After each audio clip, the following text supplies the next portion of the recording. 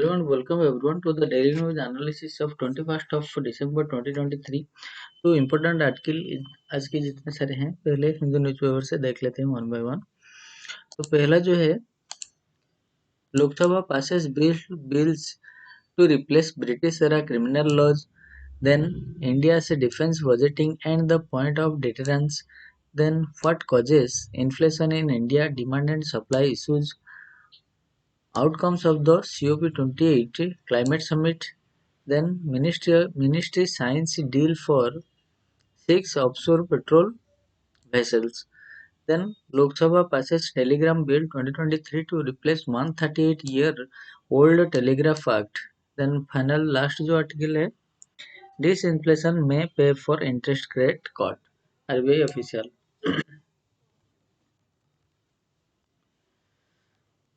ये Lok Sabha passes bills to replace British era criminal laws।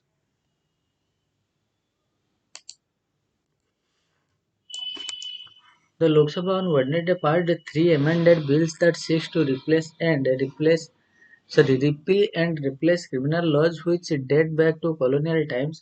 This criminal laws reform this criminal law reform bill brings terrorism offences into a general crime law for the first time, drops the crime of the sedition and makes mob lynching punishable by death. The Bharatiya Nyaya Samhita Bill (BNSS) will replace the Indian Penal Code 1860. The Bharatiya Sakshya Second Bill (BSS)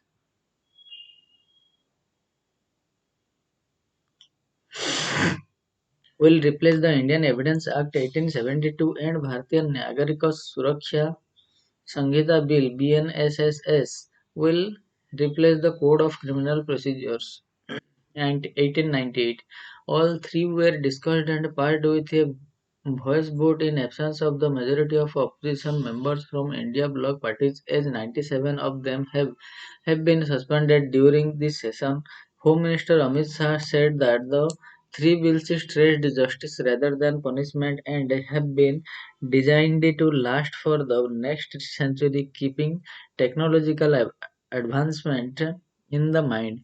This is a pure Indian law after removing all the British imprints. As long as we are in power, we cannot become a police state, he said. Mr. Shah moved an amendment to the BNSS which will exclude doctors from criminal prosecutions for death due to medical negligence and will make hit and run accident cases punishable by 10 years imprisonment, defining terrorism, noting that more than 1 lakh people have been killed in terror attacks across the country over past 75 years.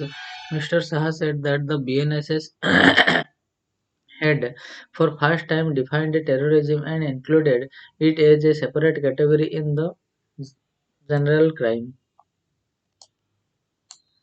Some members pointed out that UAPA, the Unlawful Activity Prevention Act, already exists, but in places where they were in power, they never invoked UAPA, and those who committed acts of terrorism escaped under the provisions of general law. Mr. Shah said, "We have shut the doors for such people to escape punishment by including terrorism in the criminal law. Terrorism is the biggest enemy of human rights," he said. Mr. Shah insisted that there was no scope for misuse of the terror provision in the BNSS, but claimed that there was a undue fear which made some opposition MPs oppose the law. "I insist that this fear should persist. There should be no sympathy for people who commit terrorist act." Earlier in the debate, Shiromani Akali Dal SAD leader Harsimat Harsimrat Kaur Badal, while speaking about Punjabi youth who took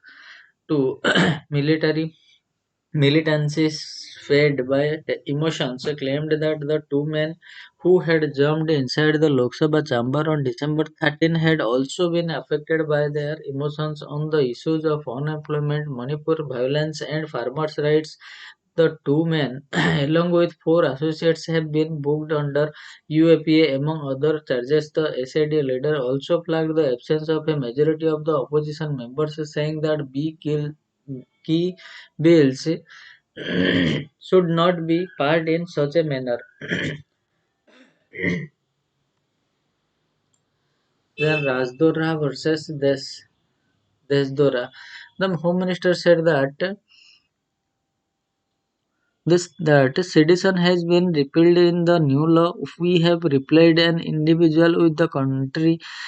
Rajdora sedition or offense against the government has been replaced with Desdroha offense against the nation or country. Gandhi, Tilak, Patel all went to jail under this particular British law, yet it was never scrapped by the opposition when they were in power. It continued all these years, he said.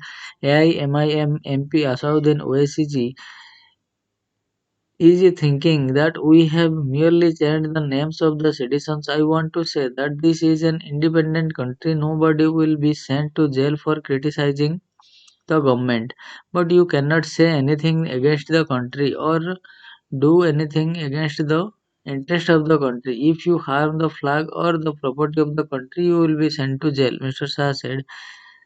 Earlier, Mr. Owaisi said that the new laws would impact minority and unprivileged communities in the most, adding that they did not have any safeguards against police access and fabricated evidence. He pointed out that Clause 187 of the BNSS permits police custody of up to 90 days as against the 15-day custody allowed till now. The law also prevents any third party from filing mercy petition on behalf of the convicts on death row. Krishna Devarayalu Labhu of the YSR Congress also objected to the clause permitting 90 days of police custody. Mr. Shah, however, insisted that the total police custody would only be 15 days.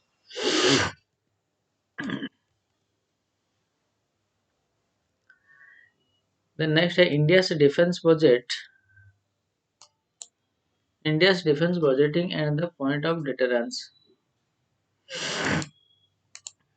The Medium Multi-Role Combat Aircraft MMRCA program of the Indian Air Force IAF and the subrequisite of being the mother of all procurement due its cost pegged at around $10 million in 2007. A decade later, the purchase of 36 Rafale jets was of limited value because the requirement was for 126 aircraft. Consequently, many IAF chiefs have spoken of the depleting squadron strength in the IAF, which is now an abysmal 32. It would take another 10 years before reaches a 35 squadron as stated by the current IAF chief. The Indian Army and the Indian Navy fare no better either, with the media reporting major deficiencies with them too. With India in election mode and subs being soured on the electorate, even more certain before the general election in 2024, the allocation for the defense in budget 2024-25, which starts getting planned now, can take a hit. This could impact India's deterrence posture, which defense preparedness is all about. Need for judicious assessment. The question is whether affordable defense due to the perennial guns versus butter dilemma will be the driving factor, or will affordable effectiveness drive the defense budget allocations. This is best illustrated by the IAF going in for 97 more Tejas Mk-1A fighter to overcome the deficit in squadron strength, though this was to be achieved by the 114 multi-role fighter aircraft project that the IAF has been pushing for. So, to rephrase the question, should budget allocation be allowed to determine defense potency?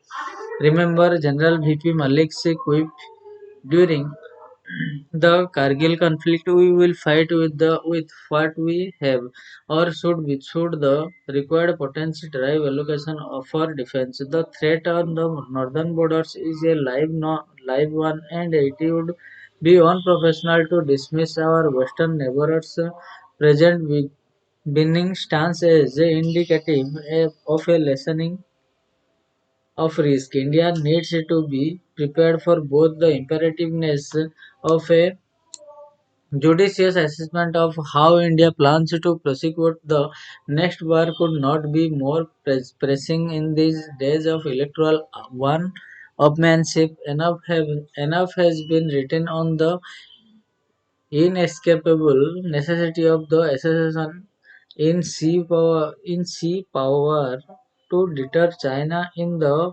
environs of Malacca Strait and further east, as also in the Indian Ocean. The army needs to modernize too, and considering its size, the budget requirement would be considerable. The planning and budgeting in the Indian military before the Russia-Ukraine war was for the sharp conflict. The logistic design was stock up in 10 days intense war and build up to a 40 scenario. The refrain has changed with the leadership of the armed forces now visualizing an extended war scenario as seen in Ukraine. It is here that a recent prescient article in the authoritative website War on Rocks titled "You Go to War with the Industrial Base You have not the industrial base you want." Wage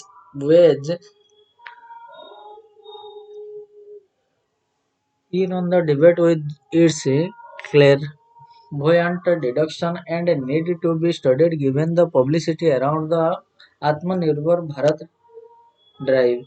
The indigenous drive R&D. It needs no reiteration that the armed forces should be technologically modern at any given time. However, developing a local defense industry takes decades, necessitating a smart balance to be maintained between imports and indigenous assertions to ensure the required potency. The Atmanirbhar Bharat public relation drive, notwithstanding a hard clinical view, is required on the realities of the armament supply chain that would be in place in the near to mid-term. India's defense budget in real terms has been more or less stagnant.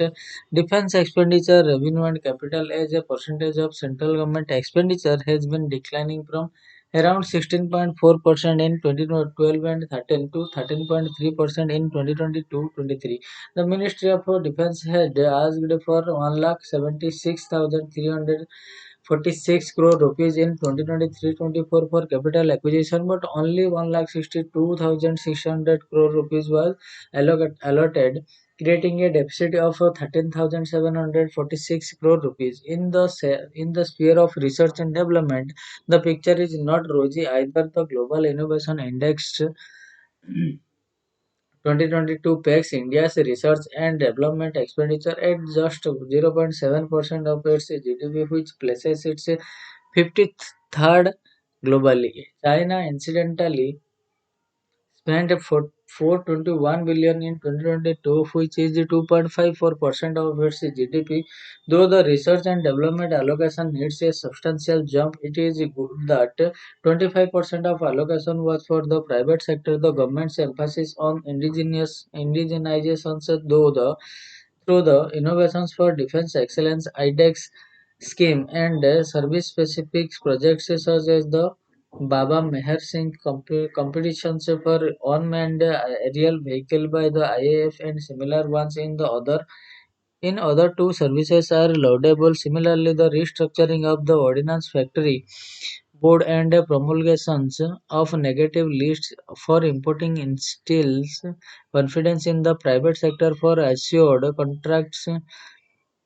While all these are welcome and the increase in the defense exports heartening, it must be accepted that this drive still has a long gestation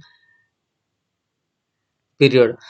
The momentum should be sustained with a continuum in policy making and adequate defense budgeting by making them election proof in our boasters democracy. Biparistan, bipari, bipartisan statesmanship would be key in the endeavor. Costs are important and one must not spend scarce minorities to face a 10 feet tall adversary when a pygmy exists on the other side. But what if there are two of them, both military adept and not pygmies, and India is not 10 feet tall either? China belligerence has resulted in the doubling of Japan's defense budget, the increased arming of Taiwan by the United States, a reshaping of regional alliances, and a historic US South Korea Japan summit. It would nay unprofessional if our defense budget is not given in due and national security imperatives is overridden by electoral imperatives.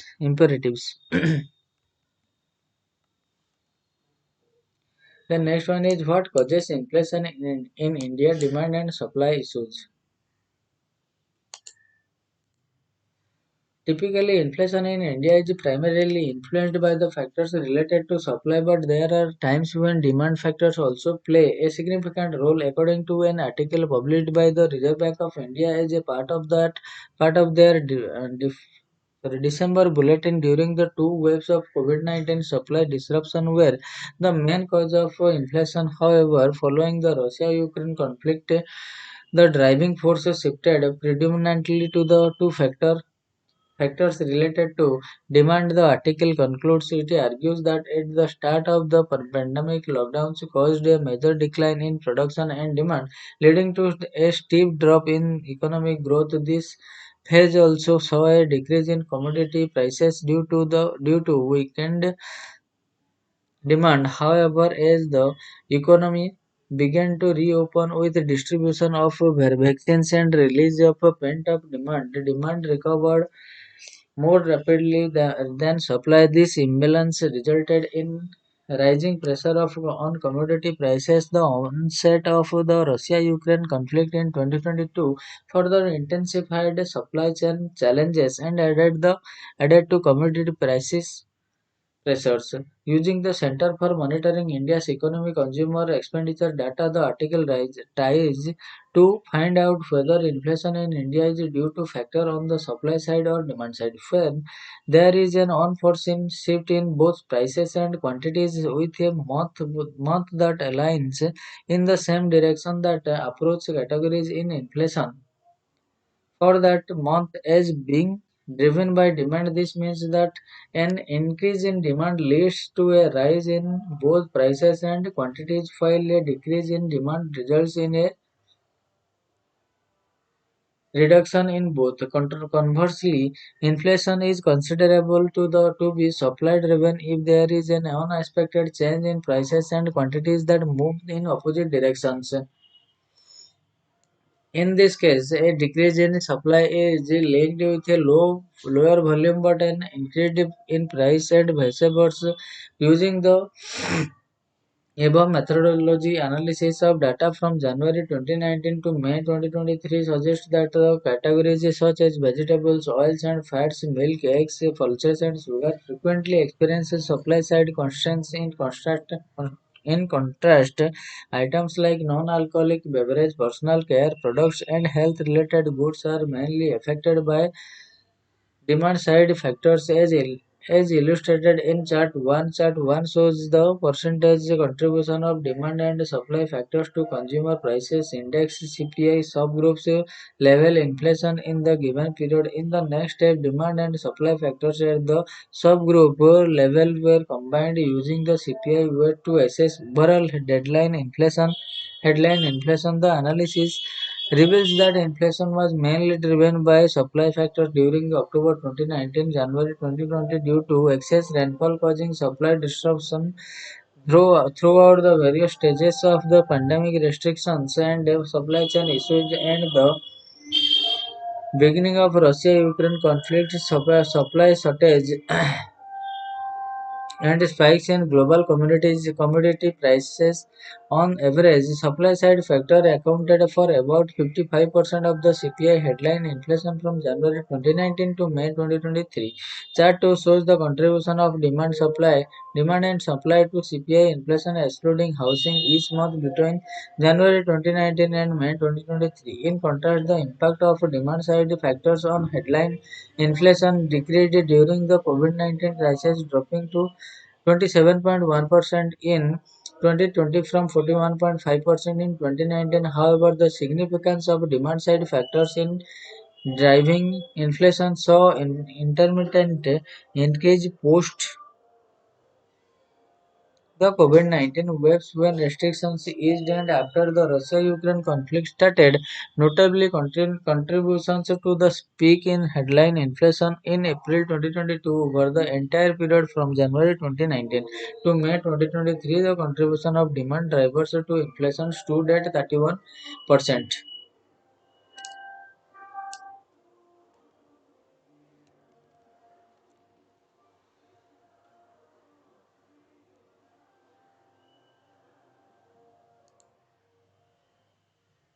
The next outcomes of the COP28 Climate Summit. The 28th session of the Conference of Parties (COP), an annual convening of countries signatory to the United Nations Framework Convention on Climate Change (UNFCCC), happened in Dubai this year with high expectation that countries would take concrete steps to address the climate crisis. The negotiations encompassed mitigations efforts, adaptation strategy, financing mechanism, and the role of developed countries versus developing nations in climate action. The summit ended with progress on certain fronts but lingering challenges on others. What happened with respect to loss and damage funds following the agreement reached at COP27 to create a loss and damage L&D fund? The last year was dedicated to negotiations on fund management and financing. In a historic decision, the fund was operationalized at COP28. However, only a meagre $790 million has been pledged so far by a few nations, despite the purpose requiring $100 billion to more than $400 billion a year. Notably, the US, the largest historical emitter, committed only $17.5 million. Moreover, the World Bank was designated to oversee and administer the fund, but concerns originating from the experiences of developing countries with the World Bank related to questions about legal autonomy, flexibility, and decision-making authority, and general skepticism about the fund's agility in responding promptly to emergencies has emerged. There is also a prevailing sentiment among countries that the communities affected by climate related disasters should be able to directly access funding, preferably in the form of grants and not loans. What about the global stock stock take? The year's COP summit saw the first global stock tax (GST). According to the UNFCCC, the GST enables countries and other stakeholders to see whether they are collectively making progress towards meeting the goals of the Paris Agreement and where they are not.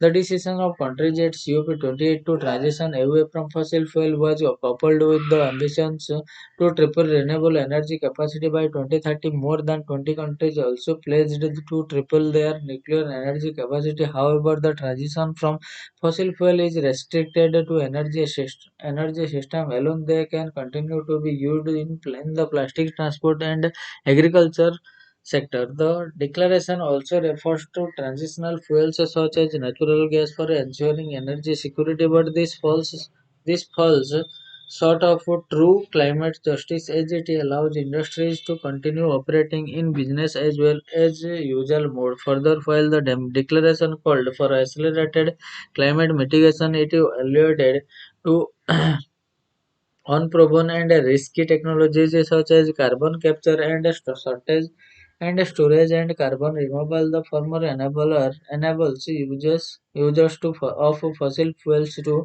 prevent their emissions from entering the atmosphere by capturing the emissions at the source and the storing and sorting and storing them permanently underground. What about green finance? The financial segment of the GST implementation framework explicitly recognizes the responsibility of developed nation to take the lead in climate finance. There is also a reference to the private sector's role in addressing financial shortfalls and an imperative to supplement grant-oriented or concessional finance to enable equitable transition in developing countries. Nevertheless, specific information regarding the entities obligated to furnish this grant-based finance is lacking. The COP28 also witnessed the establishment of innovative global green finance mechanism to support developing nations in their transition to sustainable practices. The Green Climate Fund received fresh support of $3.5 billion, allowing it to finance adaptation and mitigation projects in vulnerable regions. An additional 188 million was pledged to the adaptation funds. A new partnership between public and private sector were forged to mobilize investment in renewable energy, sustainable agriculture, and infrastructure. The COP28 presidency also introduced Altera, an investment initiative with an ambitious goal to globally mobilize an unprecedented sum of $250 billion by 2030. Despite these efforts, the available funds fall well short of the 194,366 billion annual funding requirement for the adaptation as estimated by the United Nations. How did India fare at COP28? The UAE Declaration on Climate and Health came into being at COP28, although a partnership of the COP28 presidency with the World Health Organization. It recognizes the growth health impact of the climate change and acknowledges the benefits of climate action, including a reduction in the air pollution and lowering the cost of healthcare. The declaration signed by the 123 countries has collectively committed $1 billion to address the growing climate health crisis. However, India did not sign this declaration because reducing greenhouse gas emissions in the health sector would mean reduction in emission from gases used for cooling. As India's healthcare infrastructure is still growing, such a commitment could compromise the healthcare requirement of a growing population, particularly rural. The, the Global Methane Pledge launched at COP26 received renewed attention at COP28 with the Climate and Clean Air Coalition becoming the new secretariat and partners of the pledge, announcing more than $1 billion in a new grants for funding projects to reduce methane emission from the agriculture, waste and gas sector. More than 150 countries signed the pledge to reduce methane pollution. India is not a signatory to this pledge because it shifts focus from carbon dioxide to methane. As GHG with a lower lifetime. Also, methane emissions in India are primarily from rice cultivation and enteric and enteric formation fermentation, livestock rearing, which support the livelihood of small and marginal farmers. What are the takeaways? The COP28 outcomes had a lot of firsts, such as the Declaration on Climate and Health and acknowledgements of the role of nature-based solution for biodiversity conservation and climate, and the need to transition away from fossil fuels. From 134 countries also agreed to a landmark declaration to transitions to sustainable and resilient food systems. However, some challenges and differences between developed and developing countries remain to be addressed. One key issue of contention was fossil fuel subsidies. While developed countries advocated for phasing them out, developing countries, including India, refused a phase out over the implications of on an economic growth and development. Such a phase out also has social implications. Several communities rely on fossil fuels. Coal in India's case for gainful employment, moreover emphasizing the principle of common and differentiated responsibilities and historical responsibility of developed countries for GHG emission. Developing countries argued for increasing the flow of climate finance and technology to facilitate just job transitions and inclusive development. Some other contentious issues spanned market mechanism, financial resource allocation, the role of the World Bank as the agency for managing the L&D fund and private sector engagement in climate actions. The in some COP28 is a mixed bag of outcomes. The commitment to ramp up renewable energy targets is a significant step forward whereas issues on L&D metrics, fund management and dispersal market mechanism, risky technology, the room left for continued use of fossil fuels in many sectors and natural gas as a transitional fuel leave much to be desired.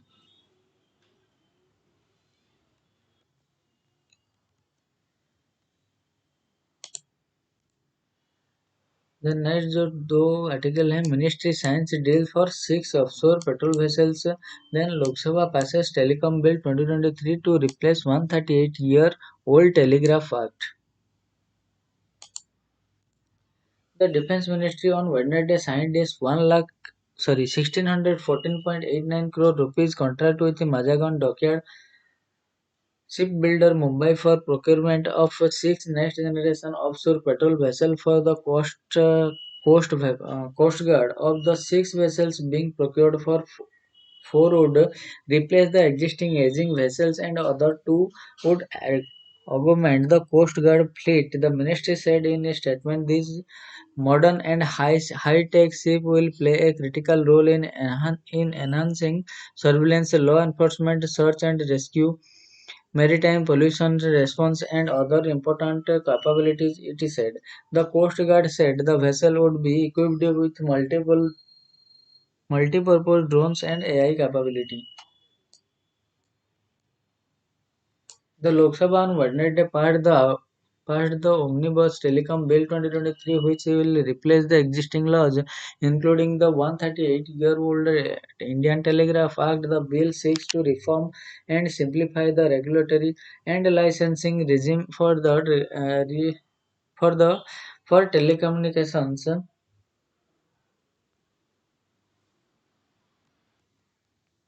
and remove bottlenecks in creating telecom infrastructure. It also allows the government to temporarily take control of telecom services in the interest of navigation security and provide a non-auction route for allocation of satellite spectrum. Amid suspensions, the bill was passed by a voice vote after a short discussion. Most of the opposition members did not attend the House following their suspension. The Telecom Bill 2023 provides a mechanism to exercise the right of way for laying telecom infrastructure in public as well as private property. The central government may provide for measures to protect users such as requiring prior consent to receive specified messages and creation of a do not disturb register. Authorization will be also be required from the central government to establish and operate telecommunication networks provide the telecommunications services or possess radio equipment. Spectrum will be allocated through auctions except for specified entities and purpose for which it will be assigned administratively. Simple authorizations.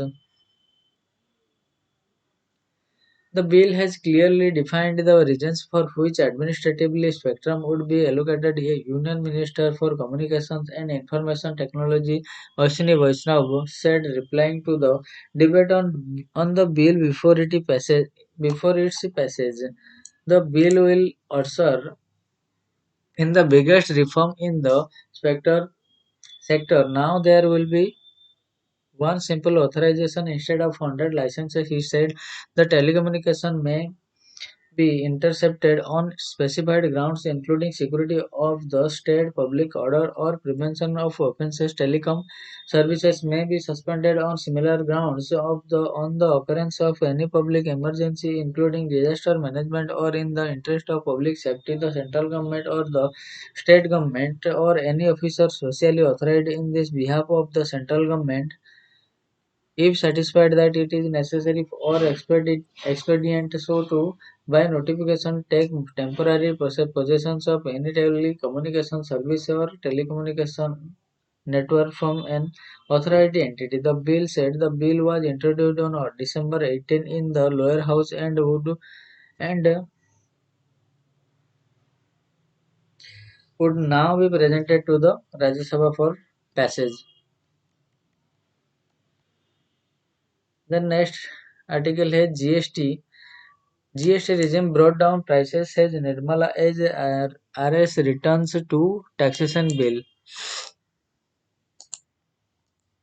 The Rajya Sabha considered and returned two bills: the Central Goods and Service Tax Second Amendment Bill and the Provisional Collection of Taxes Bill here on Wednesday in the absence of opposition members who boycotted the proceedings, demanding a statement by Union Home Minister Amit Shah on the issue of breach in parliament security. While the first bill is to align the provisions of the Central Goods and Services Tax Act with the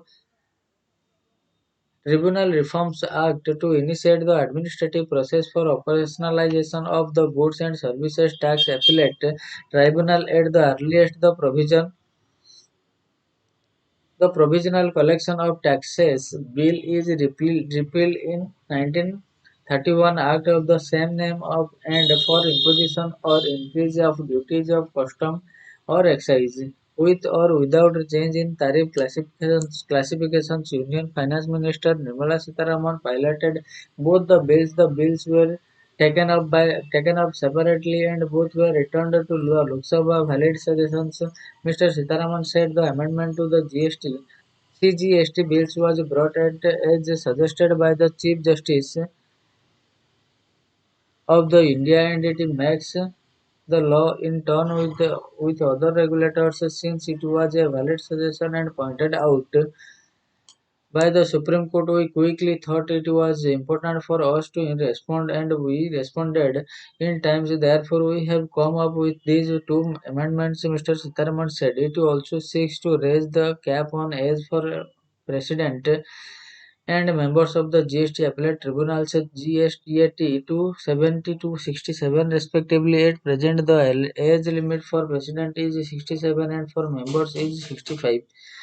Replying to the debate, she said that after the introduction of GST, prices of daily items such as the toothpaste, brush, and hair oil have come down.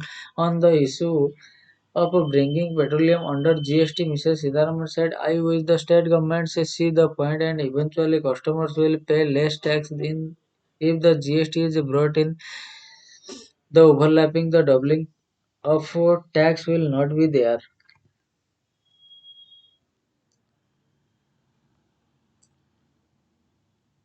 The next day, disinflation may pave way for interest rate cut, RBI officials.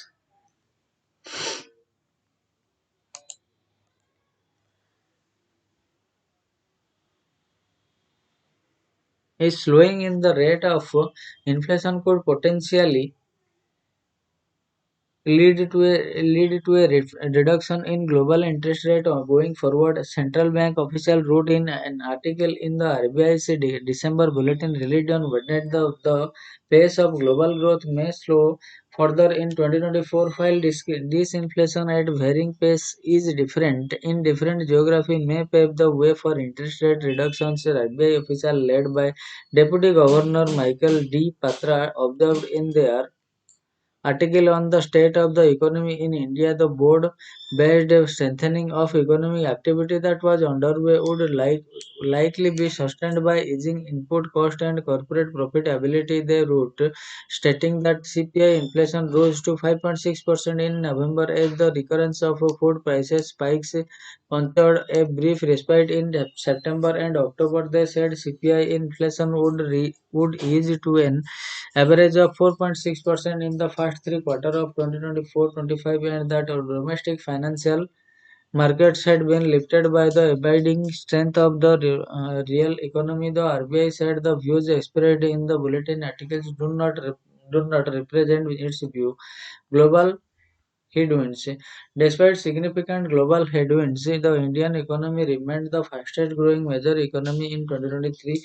The outlook is one of caution's optimism as consumer confidence remains positive and perceptions about current income turned up in the RBI's latest survey of households in November 2023. The officials wrote emphasizing that the supply chain pressures in India remained below historical average levels. They said the Reserve Bank of India Economic Activity Index (EAI) forecast GDP growth for Quarter 3 2023-24 at 6.7%. Looking ahead, growth is likely to be sustained in H2 2023-2024 and 2024-25 despite some moderation they observed. Then आज का जो last article है government issues Covid alert says no clustering of JN1 case.